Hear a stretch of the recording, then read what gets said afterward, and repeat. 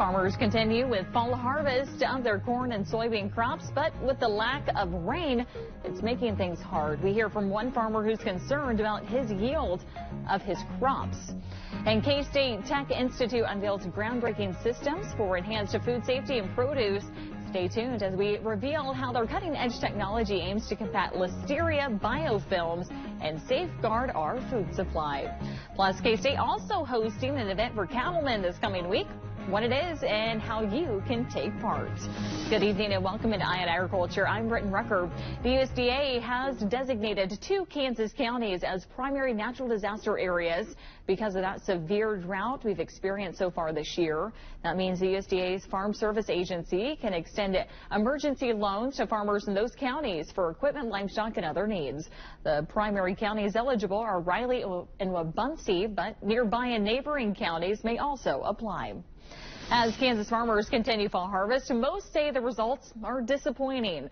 For one Sedgwick County farmer, he says a drought has really hurt his corn crop and his soybeans aren't doing much better. Joe Baker was in Andale and shows us just how bad things really are. For most Kansas farmers, fall harvest is exciting, but this year is disappointing due to the ongoing drought. We've started fall harvest on the corn. The yields were very disappointing. No surprise there. We were in level 5 of the drought, 5 out of 5 for quite a bit of the growing season. The latest drought map shows why area farmers are concerned about the results of fall harvest. Winter says the drought has also impacted his soybean crop, leaving nothing inside the pods and most of it dying. But now looking ahead with rain in the forecast, Kent says he plans to plant winter wheat over his soybean fields. Rain this time of year is incredibly important for getting the wheat crop established. We don't have anything underneath in the subsoil. We've got to start somewhere. But if we do not get the rain in October, then we lose our ideal planting time window. With the ongoing drought and its lasting impact, Kent says it's important to address mental health.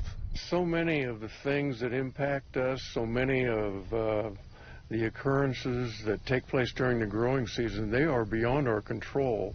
We cannot control the weather. When things go wrong and folks don't have people they can talk to, it can be a real strain on mental health. In Sedgwick County, Joe Baker, 12 News.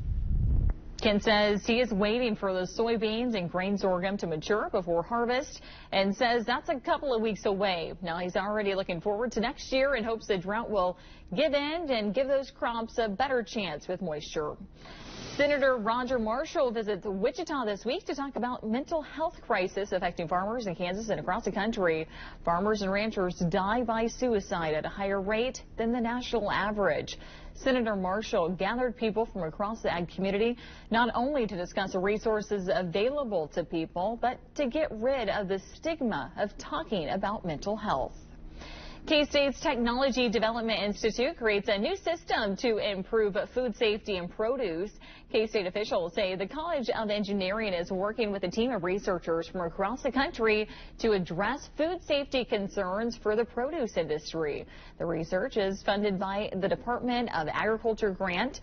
Now, a new system's overall goal is to develop a new tech to control listeria biofilms on food contact surfaces. Tyson Foods, one of the leading names in the food industry, embarking on a journey into the world of autonomous transportation. Tyson Foods is set to deploy a fleet of autonomous refrigerated trucks in Arkansas. Now, these self-driving trucks, which will operate 18 hours a day, are set to revolutionize the Tyson supply chain. They will be responsible for delivering a range of Tyson products.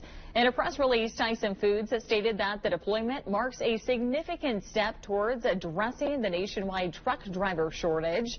These autonomous vehicles will play a pivotal role in ensuring a steady and reliable supply chain, while also offering opportunities to current drivers to transition to other roles within the Tyson business.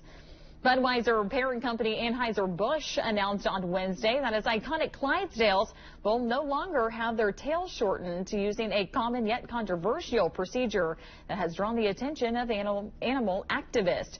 The brewer said in a statement the change was made earlier this year, stressing that the safety of the horses was a top priority.